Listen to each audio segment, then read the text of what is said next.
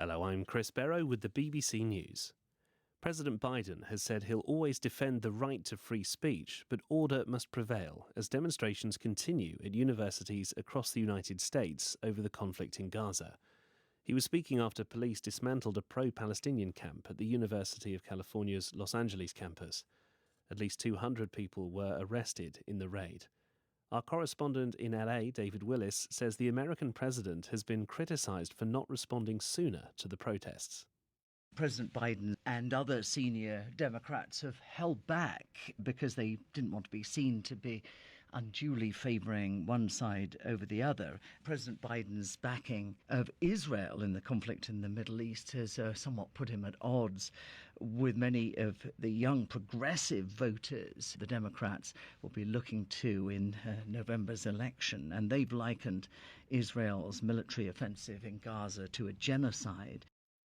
A senior UN official has told the BBC the situation in and around the Sudanese city of Al Fasher in North Darfur is catastrophic as fighting escalates in the year-long civil war between the army and the Rapid Support Forces.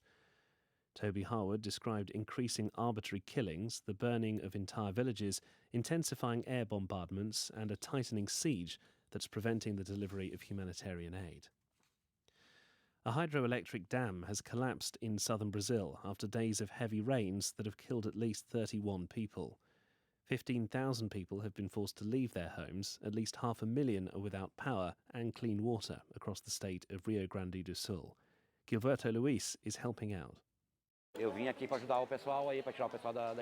I came here to help people, to get them out of the flood, because it's rough down there. It's very dangerous.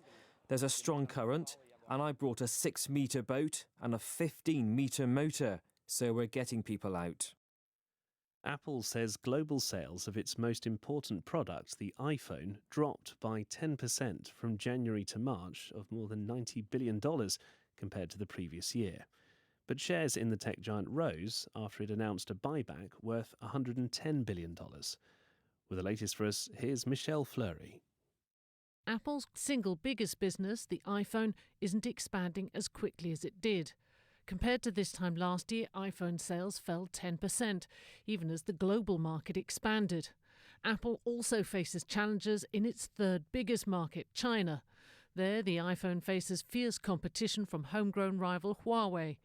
With investors wondering where Apple's future growth will come from, the tech giant's chief executive, Tim Cook, has promised to unveil new generative AI innovations in the future. This is the World News from the BBC. South Korea has raised the terrorism threat level at 5 of its overseas embassies because it fears attacks by North Korea. The government in Seoul says it's received new information which suggests the North is preparing to carry out attacks on its diplomats stationed abroad. It says it believes Pyongyang has dispatched its agents to Laos, Cambodia and Vietnam, as well as China and Russia. Gangs that control most of the Haitian capital Port-au-Prince have launched a violent wave of attacks against the police and innocent civilians, prompting hundreds of people to flee the most affected neighbourhoods. Benoit Desiré lives there. They were shooting very intensely with heavy weapons, so it's a hellish situation that we've been experiencing. They've been setting fire to things non-stop. The incidents come a week after the installation of a transitional council, which hopes to bring unity to the country and organise new presidential elections. Donald Trump's legal team at his hush money trial in New York have sought to portray him as a victim. They've been questioning Keith Davidson, the lawyer who negotiated a $100,000 payment to the adult film star Stormy Daniels just before the 2016 election. Mr. Trump's defence team suggested the payment was a form of extortion. The former US president denies falsifying business records to conceal the transaction. The captain of a scuba dive boat that caught fire off the coast of California, killing 34 people, has been sentenced to 4 years in prison. Jerry Boylan was one of 5 crew members to make it off the 75-foot vessel, the Conception, in 2019. 33 passengers and a crew member asleep below deck died of smoke inhalation. Prosecutors said Boylan had failed to have a night watchman or conduct fire drills and had been the first to abandon ship. That's the latest BBC News.